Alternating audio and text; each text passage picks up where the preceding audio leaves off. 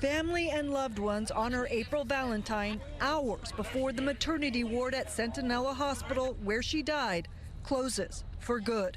But for her partner, Nigel Robertson, who is now raising their baby without her, the closure doesn't feel like justice for April. I felt they should have reformed it instead of closing it down. I feel like closing it down was like they escaped them running from their punishment.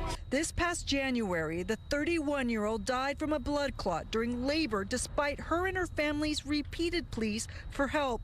Prime Healthcare, which owns the hospital, insists it's closing the ward to dedicate resources to other areas, saying in a statement in part, the demand for maternal health services at Centinela has exponentially decreased over the last several years, averaging fewer than 2 deliveries a day, whereas the need for other services has grown, such as inpatient behavioral health services during an ongoing mental health crisis. But Valentine's cousin doubts that explanation, pointing out the hospital was fined $75,000 for her death.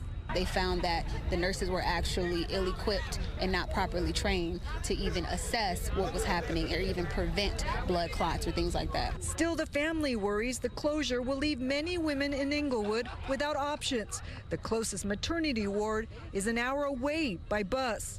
It's a concern shared by Raina Granberry with the California Black Women's Health Project. She points to studies showing that the maternal mortality rate for Black women is 4 to 6 times higher in California than other groups, and says hospitals need to learn from Centinela's mistakes. Other hospitals really having accountability, getting into anti-racist practices, looking into their bias, looking into best practices, being more open to having doulas and midwives be partners in the birth in the birth room, in the birth process. I think that can really help us moving forward, because those are the things that people are looking to, and those are the things that are helping Black women have better outcomes.